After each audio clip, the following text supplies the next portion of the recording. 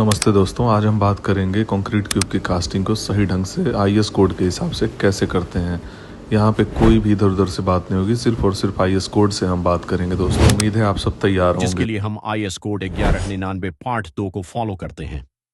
इस कोड के clause 6.2 preparation and feeling of the mould के अनुसार क्यूब कास्ट करने से पहले हमें कुछ खास बातों का ध्यान रखना होता है।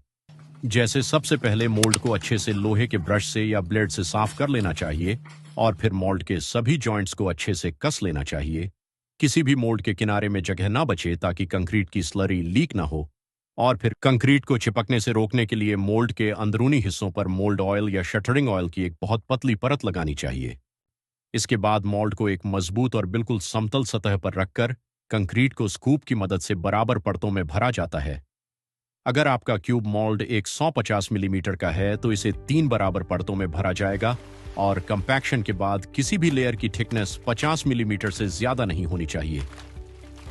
आईएस कोड 1199 क्लॉज 6.3 के अनुसार अब बात करें कंपैक्शन की, तो यह कंक्रीट के स्लम्प पर निर्भर करता है।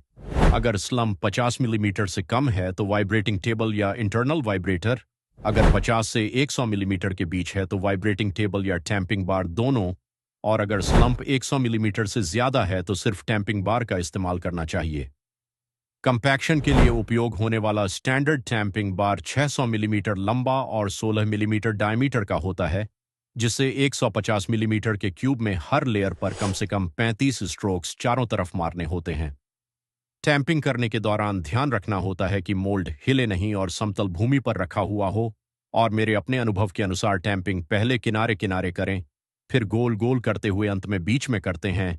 ये चीज़ें कहीं किसी आईएस कोड में नहीं मिलेंगी क्योंकि कुछ चीज़ें सिर्फ और सिर्फ अनुभव पर निर्भर करती हैं।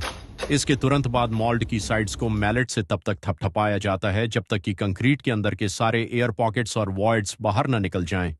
और अगर आपके पास मैलेट यानी लकड़ी या प्लास्टिक का हथौड़ा नहीं है तो आप टैंपिंग रॉड से ही मोल्ड को हल्का हिला सकते हैं। अब हम इसे कुछ देर के लिए सूखने के लिए छोड़ देते हैं।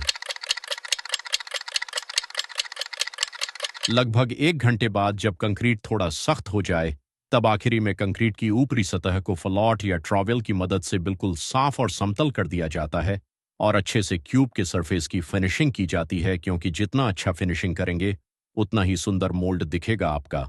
और फिर मोल्ड को ऐसे माहौल में रखा जाता है जहां उसका पानी इवेपोरेट ना हो। इसके साथ ही बहुत से इंजीनियर्स क्यूब मार्किंग के लिए कीलों का इस्तेमाल करते हैं, जिससे कंक्रीट डैमेज हो जाता है, जबकि आईएस कोड 1199 क्लॉज 6.5 के अनुसार मार्किंग हमेशा इस तरह की जानी चाहिए कि कंक्रीट का सरफेस बिल्कुल खराब ना हो।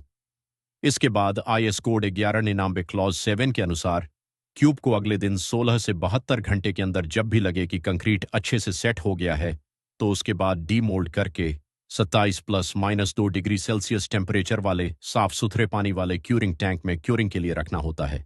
ऐसे ही वीडियोस के लिए हमें सब्सक्राइब करें। धन्यवाद।